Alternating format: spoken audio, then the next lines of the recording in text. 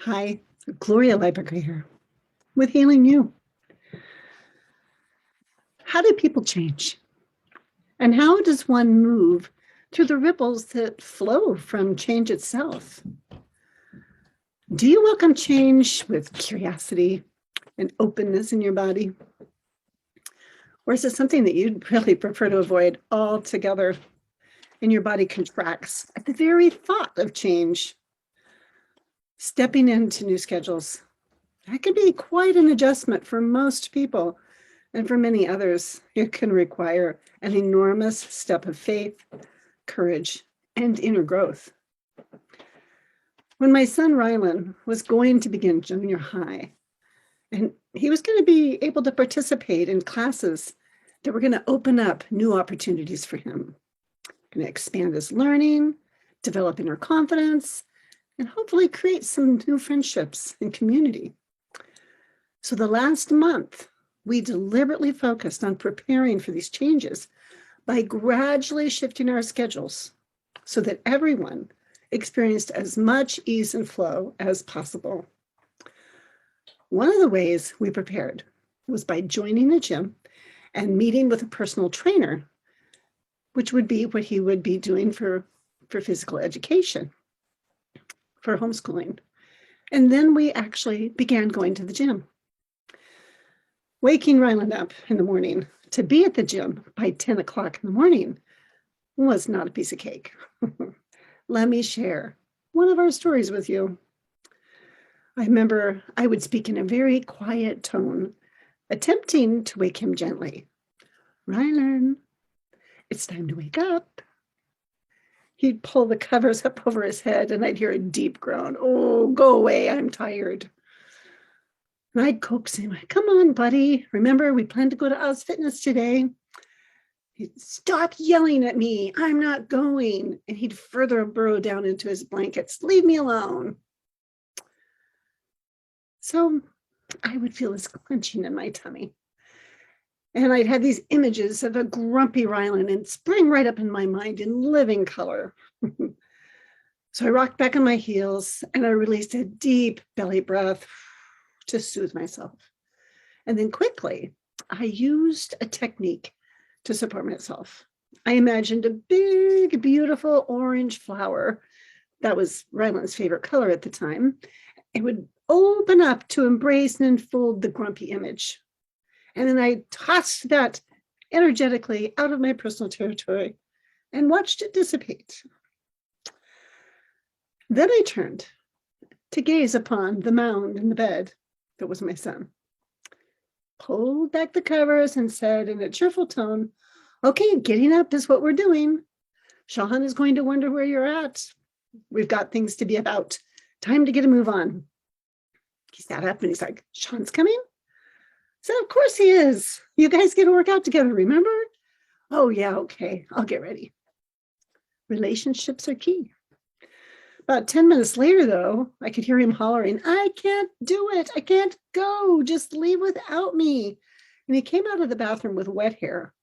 And he was so stressed. He says, I'm trying to get ready and nothing is working for me.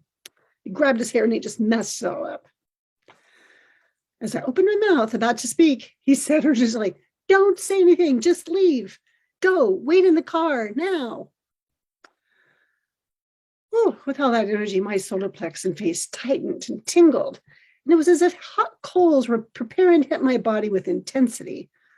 So I shut my eyes slowly and I dropped into my body. Another technique that I've developed the capacity to do in the moment.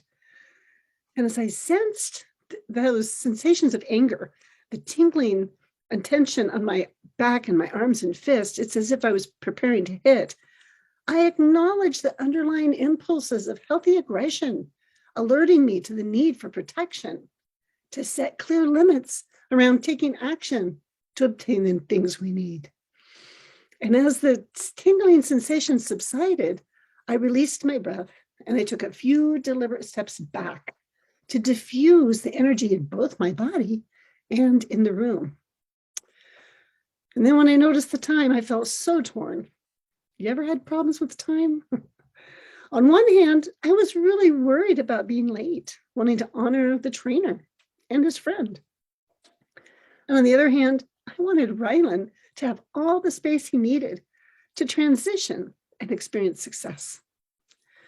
So in an attempt to reduce his sensory input, I turned my body sideways as I replied to him, Rylan, I will be in the car waiting for you, son. The car leaves in 5 minutes. Well, with that, his eyes widened in fear and he shouted, don't pressure me, just leave. Oh, my scalp tingled and I felt my essential self just beckon to me inside, saying, I'm here with you, Gloria. Rather than feeling his emotions in this moment, he's become swallowed by them and he needs some spaciousness. And for you to trust and believe he will find himself again. She smiled and she gently wrapped her arms about my shoulders, said, come on out to the car with me and we'll wait together.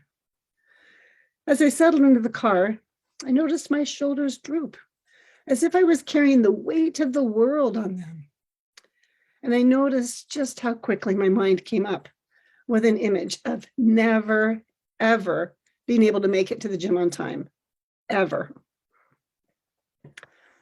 So I quietly named my inner experience to myself as I gently returned my attention to my underlying physical sensations.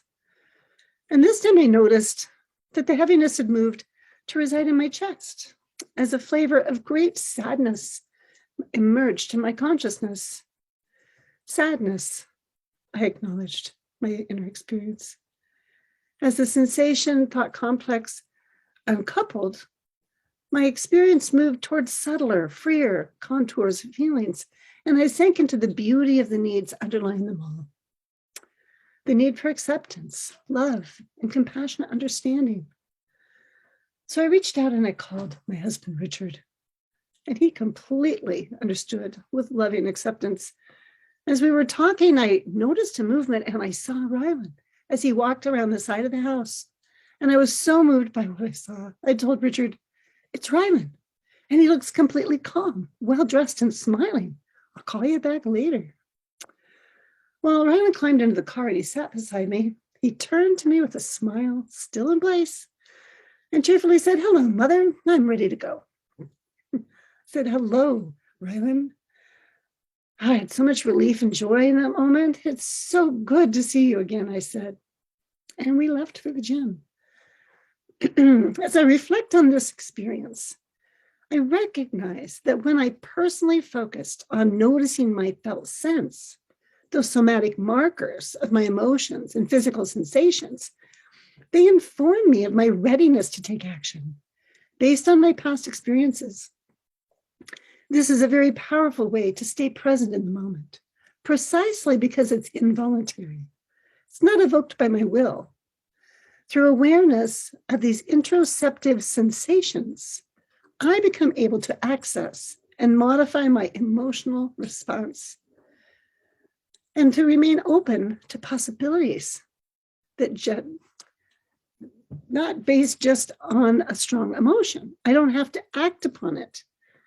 Instead, I can balance between expression and restraint, sensing within until I touch upon the beauty of the need that's alive in the moment.